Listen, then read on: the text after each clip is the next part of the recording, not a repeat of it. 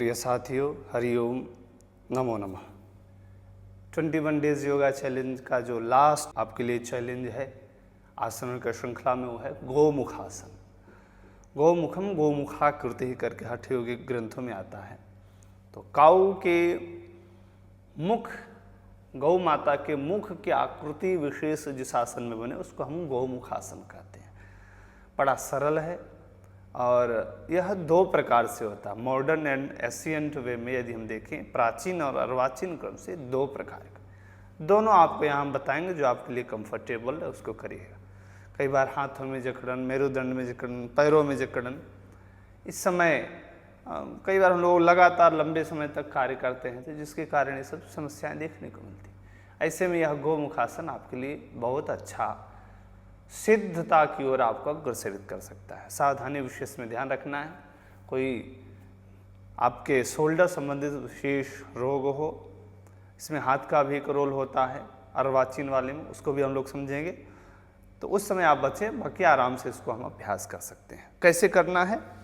आराम से हम एक पैर को हमने फोल्ड करके इधर साइड में रखना है, दूसरे वाले को फोल्ड करके जस्ट इसी के ऊपर रखने की कोशिश करनी है।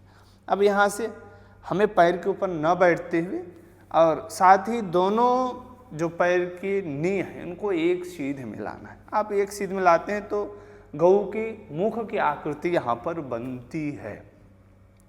अब प्राचीन जो ऋषि एशियंट जो अपने संत हैं, सेग हैं, उनको जब हम देखते हैं तो वो इसी मुद्रा में आपको बैठे हुए मिलते हैं और नासाग्र दृष्टि कर लिए, भ्रू मध्य दृष्टि कर लिए, यहीं पर वो अपना आत्मचिंतन, परमात्म चिंतन, मंत्र इत्यादि के जप कर्म को संपादित करते थे। बड़ा सुंदर आसन है ध्यानात्मक क्रम में, क्योंकि इसमें आप जब बैठते हैं तो आपका मूलाधार एक्टिव होता है। कुंडलिनी की जब हम बात करते हैं जो प्रथम चक्र है, और आपकी ऊर्जा अंतर्मुखता की ओर बढ़ती है, मन स्वतः सद्य शांत होने लग जाता है। वज्रा नाड़ी का प्रभाव हम लोग वज्रासन में देखते थे, यहाँ पर भी उसका कहीं ना कहीं अंतर्मुखता होती है। तो ऐसा अद्भुत लाभ प्रदान करने वाला यह गोमुखासन जो प्राचीन विधा से, यही जब हम अर्वाचीन विधा से हम बात करते हैं तो एक हाथ को हमें इस तरह से पीछे ले जाना होता है और इसको दूसरे वाले को नीचे से, दोनों को जाकर के आपस में इस तरह से हमें ग्रीप करके रखना पड़ता है। हमने ग्रीप किया, ग्रिप करते समय थोड़ा सा हाथ नेक को आप डाउन कर सकते हैं, फिर श्वास भरते हुए इसको सीधा खोलिए ऊपर की तरफ, गर्दन सीधी, चेस्ट ओपन और श्वास भरते हुए आते हैं इसमें, फिर श्वास को लेना और छोड़ना, इस क्रम चलता रहा। फिर धीरे से हम इसको रिलैक्स हो जाते हैं। तो यह आसन गोमुखासन का जो मॉडर्न स्वरूप है, दोनों पैरों से हमें अभ्यास करना चाहिए, क्योंकि समान क्रम में हमें दोनों साइड से शरीर को पुष्टता प्रदान करनी है। तो इस तरह से हमने प्राचीन स्थिति में बैठे गोमुखासन में, यहीं से अर्वाचीन के लिए हाथ को ऊपर ले गए, पीछे से हमने ग्रिप किया, गर्दन सीधी सामने देखेंगे। आप इसको 15-20 सेकेंड होल्डिंग से स्टार्ट करके 3 मिनट 4 मिनट, जैसे जैसे आप साधना को बढ़ाएंगे तो आप पाएंगे कि आपके पैरों में एक अच्छा सा खिंचाव इसमें होता है, जिसके कारण ब्लड सर्कुलेशन का खिंचाव होता है। और शोल्डर के लिए, क्योंकि एक स्ट्रेच इसमें अच्छे से होता है, नेक, चेस्ट को भी हम अच्छे से खोलते हैं, क्योंकि परस्पर दोनों हाथ पीछे से एक खिंचाव उत्पन्न करते हैं।